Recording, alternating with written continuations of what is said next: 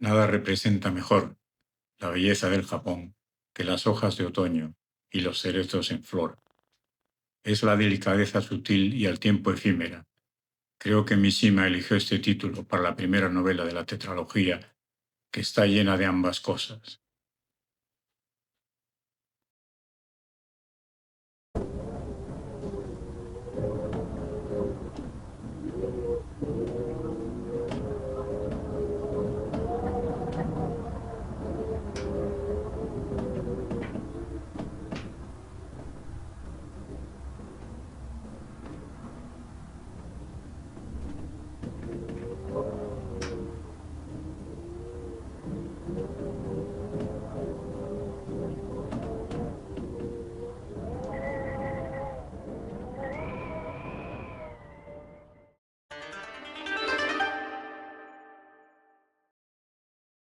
学校で路線駅の話が出たとき、松枝浦健は、もっと親しい友達の本田半方に、そのとのことをよく覚えているかと聞いてみたが、半方の記事も曖昧で、提灯行列を殿に縁までたどれて出られたことを、かすかに覚えているだけであった。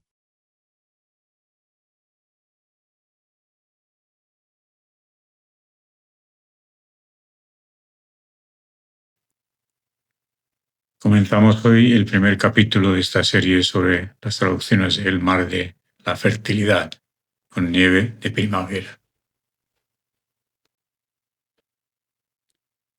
Aparte de ser una traducción muy literal del inglés, como vemos a continuación, no me imagino una casa japonesa con una verja, en una casa de nobles.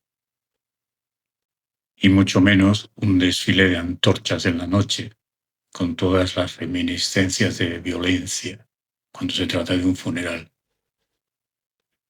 Como vemos en la traducción de Galga, es muy literal, casi como por coma.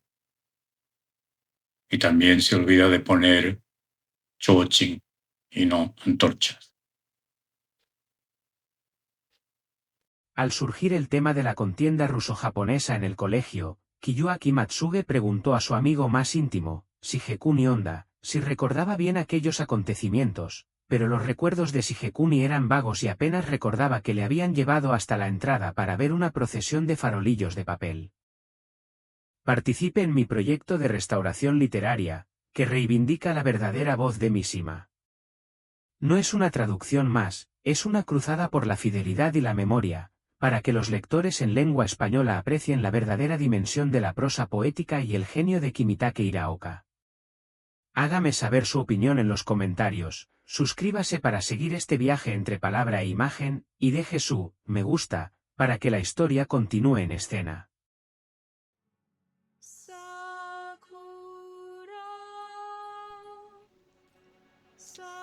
Como vimos en la primera entrega, mi crítica de las traducciones indirectas o pasadas por el velo tupido de otra traducción en otro idioma no se limitaba a señalar errores, sino sus efectos. Vimos en un pasaje sencillo que no llamar a las cosas por su nombre, añadido al desconocimiento de lo que el autor describe, convierte una procesión de farolillos típicos de papel en un desfile amenazante de antorchas. Hoy comprobaremos cómo las cosas mal hechas convierten una escena de belleza y armonía en un puerto caótico y absurdo, y la belleza se convierte en esperpento.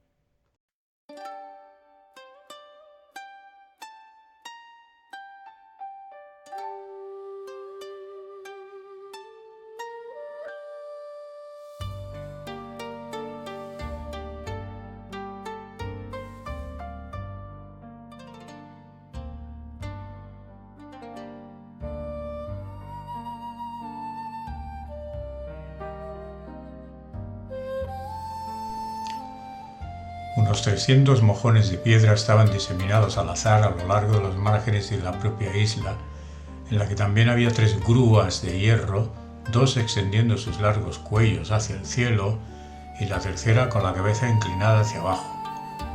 El agua brotaba del manantial en la cresta de la colina y descendía por las laderas formando varias cascadas.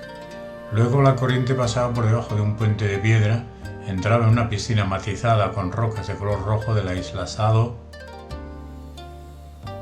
Vaya jardín. Y bien, ante este esperpento de jardín japonés maravilloso, veamos lo que creo que es más acertado.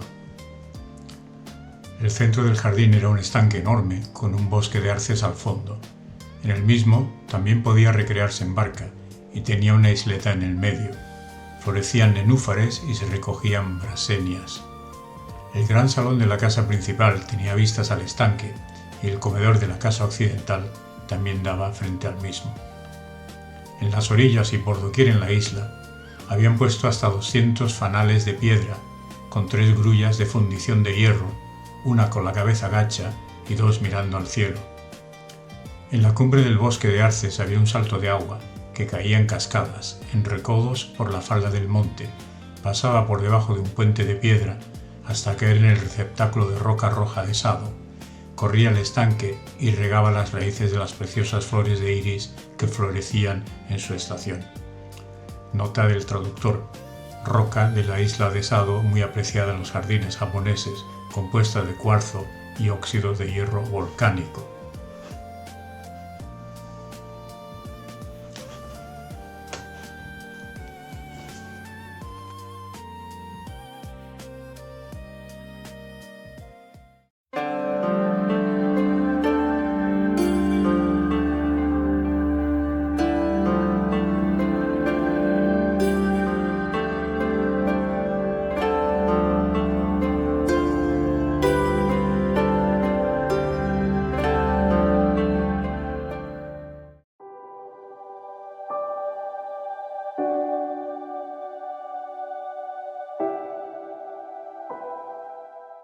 明治大帝は一度この屋敷にもみゆきがあり、その時のおもてなしに庭出が天覧相撲祭され、大イチョウを中心に満幕を張りてバルコニーから陛下は住まうをご覧になった。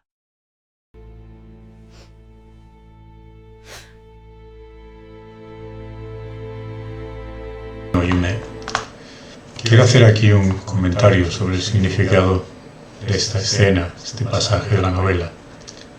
El ataúd de madera cruda, sencillez y desnudez, remite a lo primitivo, lo esencial, sin pulir. Es el receptáculo de la muerte, sin adornos, nos enfrenta con el fin de la vida.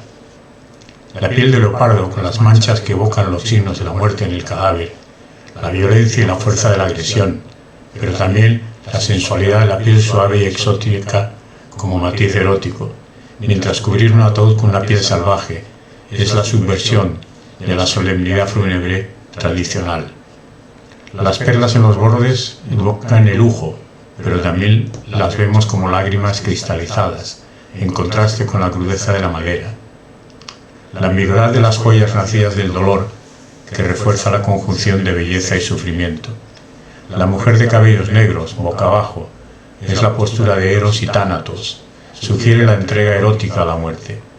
La oscuridad del misterio del cabello largo que cubre y oculta las facciones de la joven y refuerza la sensación de lo prohibido.